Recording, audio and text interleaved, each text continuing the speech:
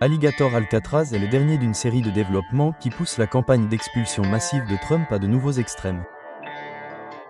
BT s'est rendu dans le sud de la Floride pour entendre directement les habitants de Floride qui disent que le nouveau centre de détention bizarre de lui est construit pour la brutalité, sur la base de mensonges et de la bonne vieille corruption. Et c'est un grand honneur d'être au cœur de la Floride, dans les Everglades, pour ouvrir le tout nouveau centre de détention pour migrants d'Amérique. Il est incroyablement bien construit. L'endroit a commencé à être inondé. Il n'y a aucune infrastructure réelle là-bas. C'est juste une piste d'atterrissage. Donc, il n'y a pas d'eau courante. Il n'y a pas de plomberie. Parce que j'ai regardé dehors et ce n'est pas un endroit où je veux aller faire de la randonnée de sitôt. Peignez cette image comme un vaste terrain vague. Je suis ici. Les Miccosukee, les Seminoles sont ici. On l'appelle Alligator Alcatraz, ce qui est très approprié. Les alligators et les pythons ne seront pas des agents de sécurité. Ils sont absolument terrifiés par les gens. Mais très bientôt, cette installation hébergera certains des migrants les plus menaçants, certaines des personnes les plus vicieuses de la planète. Et les gens veulent que le problème soit résolu. Et la seule façon de le résoudre est que des États comme la Floride se mobilisent et aident le président, le secrétaire Gnome à faire le travail. Je ne pense pas qu'il faille prendre de la place ici. Et les fans, la saison des ouragans arrive. C'est horrible. Il est 6 h du matin. Mon collègue et moi sommes en route vers un petit aérodrome dans les Everglades où Alligator Alcatraz a ouvert ses portes quelques jours seulement après son annonce. Il fait déjà une chaleur torride et lorsque nous ouvrons la portière de la voiture, nous ne sommes pas préparés. Les moustiques sont implacables. Non, non, non. Il est difficile d'imaginer que quelqu'un puisse rester ici et survivre sans une connaissance approfondie et les outils nécessaires. Pendant des siècles, cet endroit a été le foyer des tribus Miccosukee et Seminoles et n'a été préservé que grâce à une lutte acharnée. Vous avez le siège de Skunk KPE et Trail Lakes. Vous avez les terrains de camping de Nathaniel Reed juste là. Je sais que Matt Berossi a fait savoir que sa maison était très proche. Les Everglades sont un lieu sacré. Vous savez, les Everglades, cet endroit dans les années 1970, la raison pour laquelle cette piste est là, c'est parce qu'ils voulaient construire le plus grand aéroport du monde. Et cela a été arrêté, c'est pourquoi nous avons une piste et c'est grâce à cela que la première réserve nationale de notre pays a été créée, Big Cypress. De plus, le président Nixon a compris la nécessité d'une EPA, une agence de protection de l'environnement. Une autre petite chose dont vous avez peut-être entendu parler, la journée de la Terre a également été lancée à la suite du combat qui a été mené à cet endroit précis. Donc, pour nous, c'est comme une insulte, c'est insultant. Personne ne pensait que cela devrait se reproduire. Je pense que vous savez que c'est un comportement habituel de notre gouverneur, où il est très déconnecté des gens, de ses électeurs, de ses contribuables. Pouvez-vous nous en dire un peu plus sur la raison pour laquelle vous tenez cette pancarte? Non, les Fidiens ne veulent pas du tout de ça. Non.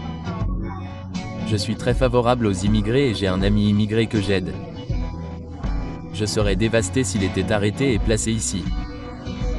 C'est un demandeur d'asile, une personne charmante, et il n'a rien à faire ici. Les conditions dans le sud de la Floride, pour ceux d'entre vous qui n'y sont pas allés cet été, sont horribles. Nous avons des moustiques, nous avons des alligators, je ne sais pas où ils vont mettre les déchets, je ne sais pas comment on peut mettre autant de gens dans un marécage. Les premières mentions d'Alligator Alcatraz sont arrivées quelques jours avant son ouverture par le procureur général de Floride, James Humer, et ont donné le ton de la rhétorique inquiétante sur l'établissement. Le procureur général James Humer ici au centre de formation de Miami-Dade Pier. C'était un vieil aéroport pratiquement abandonné en plein milieu des Everglades. La Floride a été à la pointe de l'application des lois sur l'immigration, soutenant l'administration Trump et les efforts de l'État islamique pour détenir et expulser les criminels étrangers. Le gouverneur a demandé aux dirigeants de l'État d'identifier des lieux pour de nouveaux centres de détention temporaires. Je pense que c'est le meilleur, comme je l'appelle, l'Alcatraz des alligators. Cette zone de 30 miles carrés est entièrement entourée par les Everglades.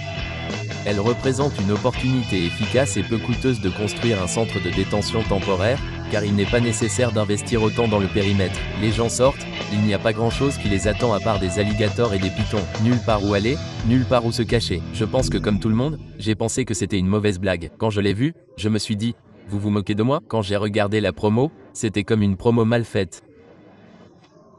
Et puis j'ai commencé à me sentir offensé, surtout quand il a fait des commentaires comme quoi les Everglades voulaient dépeindre cette image comme un vaste désert où il n'y avait personne d'autre que des alligators et des pythons. Je me suis dit, et moi? Je suis là. Les gens de Mikasuki, les gens de Simino sont là, ainsi que tous ceux qui viennent ici pour profiter de ce paysage. C'était comme si toutes ces émotions me traversaient l'esprit, mais quelque chose dans mon instinct me disait que ce n'était pas une blague, car je crois que beaucoup de gens, quand j'ai commencé à passer des coups de fil, avaient tous les mêmes réactions.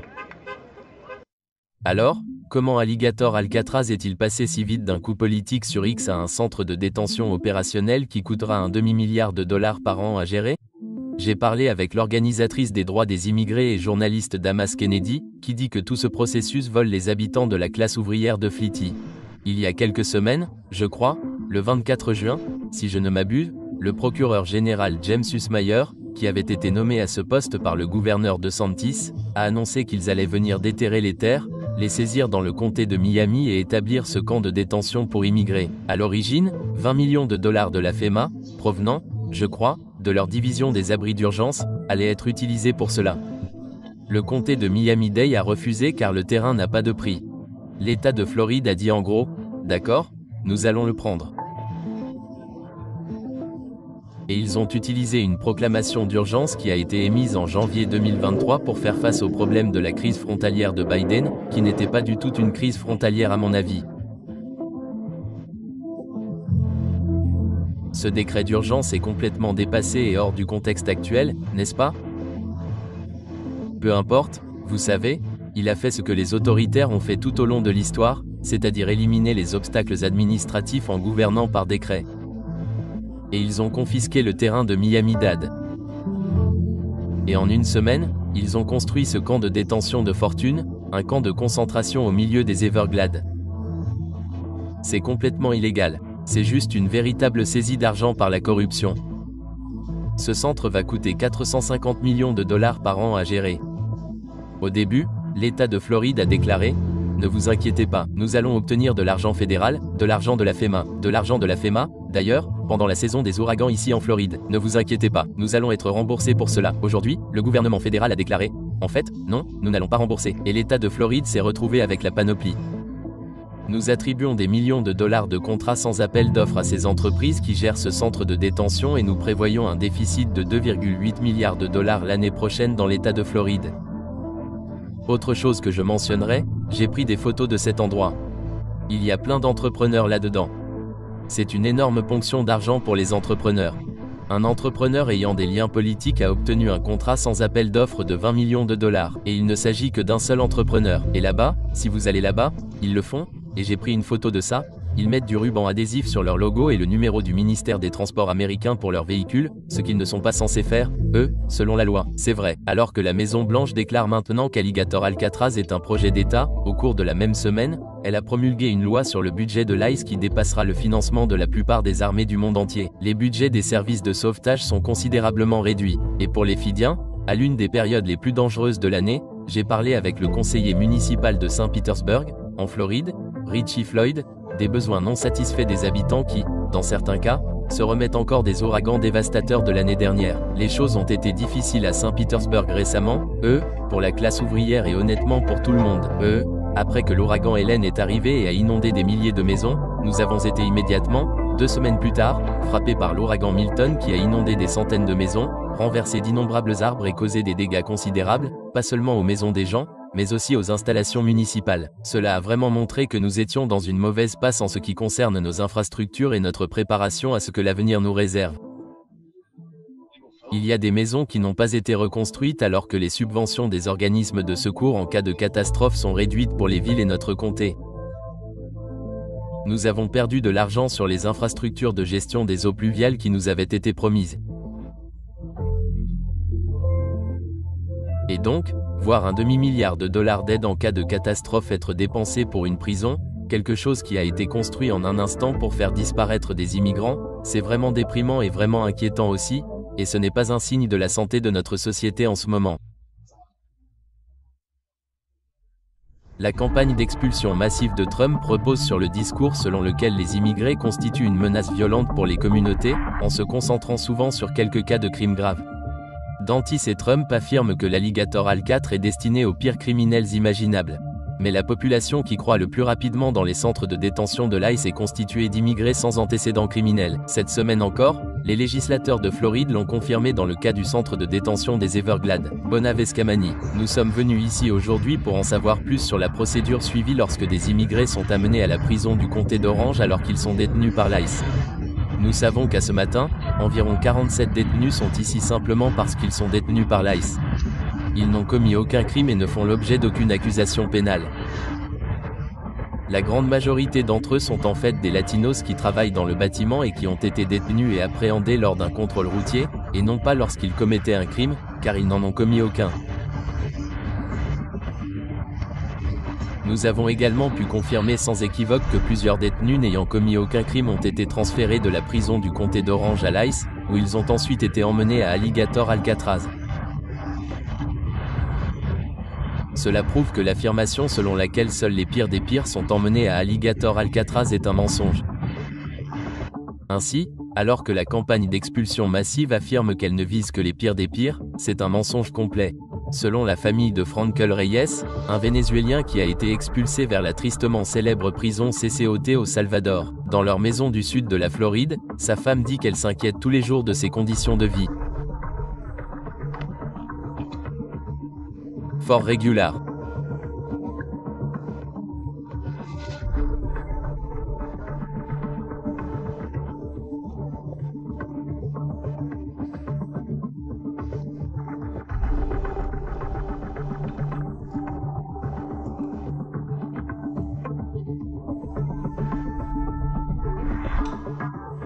Forge.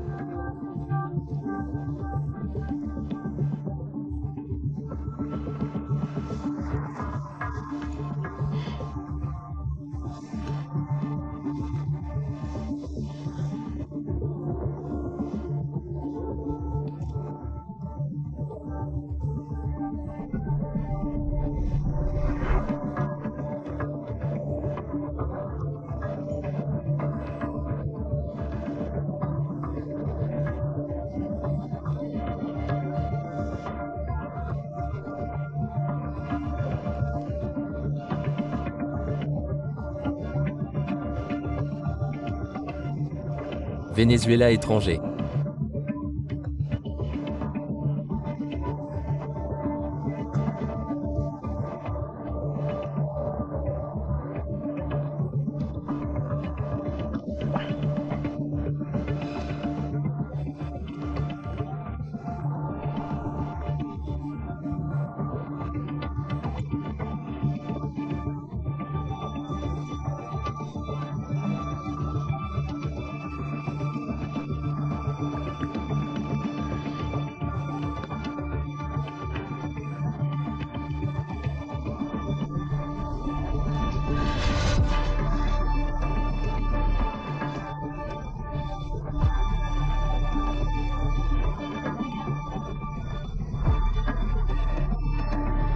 Pour moi.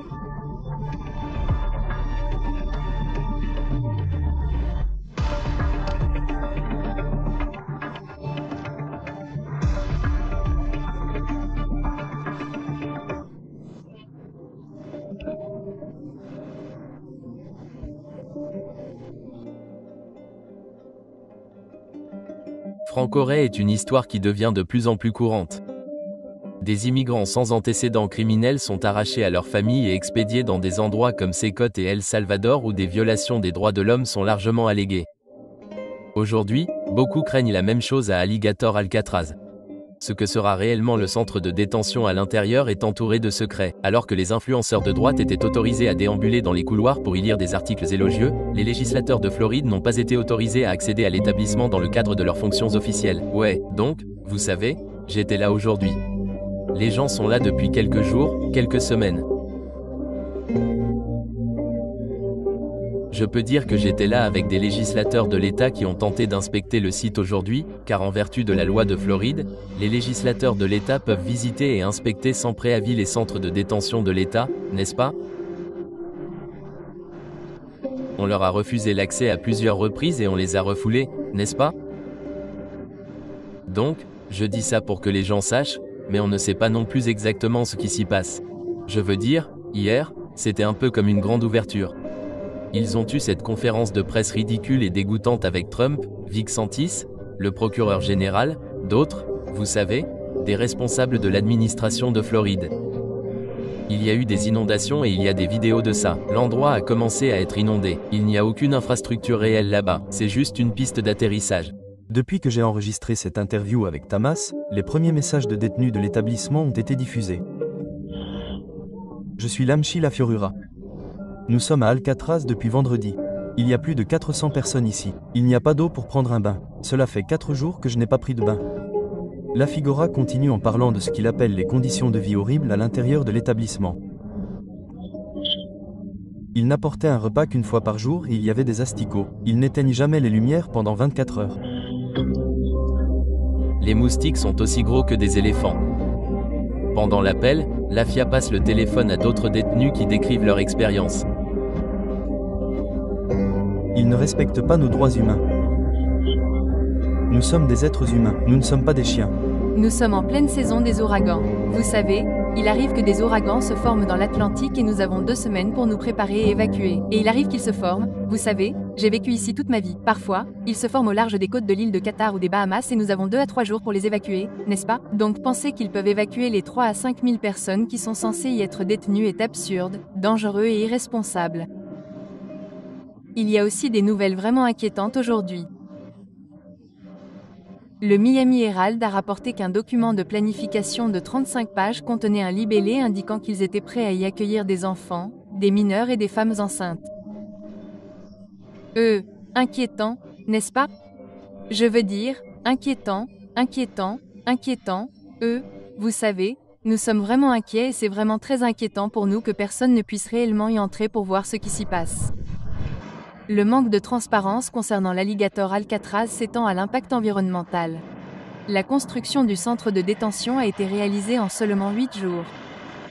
J'ai vu d'innombrables camions entrer et sortir sur la route à 2 voies habituellement tranquilles qui traversent le cœur des zones humides de Floride. Ce trafic à lui seul jette le doute sur l'une des affirmations de l'administration d'Antis selon laquelle le site n'aura pas d'impact sur l'environnement local. L'un des corridors fauniques les plus vierges au monde abrite l'aquifère de Biscayne, la source d'eau potable d'un habitant de Floride sur 3. Cet écosystème sert de réserve d'aquifères et fournit de l'eau à plus de 9 millions de personnes dans le sud-ouest de la Floride, tout en réalimentant l'aquifère de Biscayne. Ces terres servent de filtre naturel qui nettoie l'eau, et c'est cette eau qui s'écoule sur nos plages. Et lorsque cet écosystème fait ce qu'il doit faire, nous n'avons pas de lien rouge ni de prolifération d'algues, car il nettoie nos eaux. Ils servent également de contrôle des crues. Ils les protègent des inondations. Et c'est également un écosystème qui abrite des espèces menacées comme l'emblématique panthère de Floride.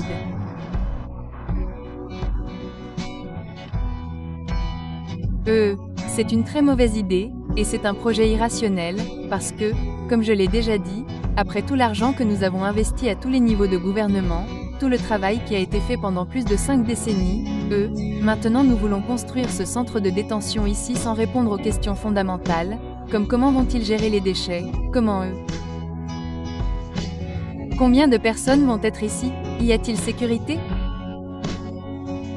C'est un endroit isolé où il fait chaud et humide. Reçoivent-ils les services médicaux de base dont ils ont besoin? Comment cela se passe-t-il?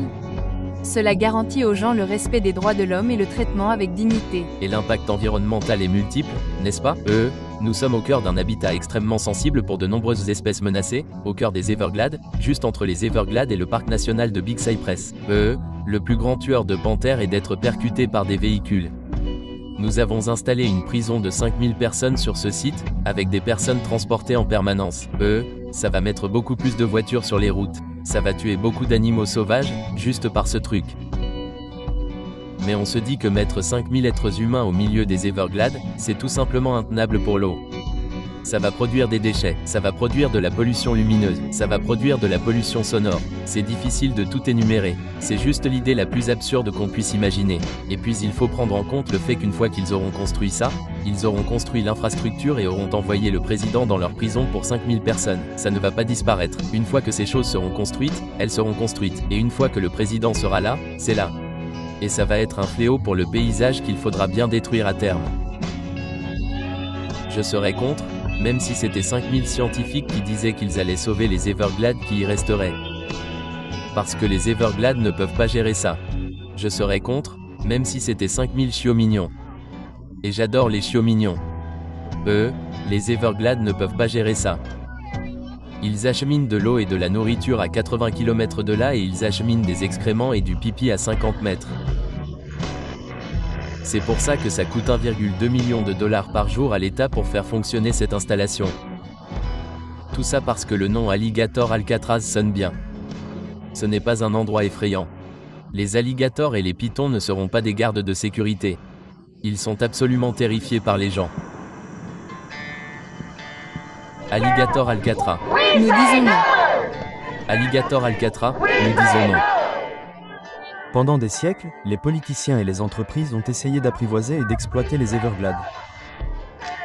Mais ils ne sont pas faits pour des expériences sadiques, peu importe à quel point Trump et DeSantis prétendent le contraire. Bien qu'ils soient au sommet pour le moment, les habitants de la région disent que les politiciens vont et viennent, tout comme leur projet favori. Mais siècle après siècle, les Everglades subsistent, et ce n'est qu'une question de temps avant que l'alligator Alcatraz ne soit lui-même englouti.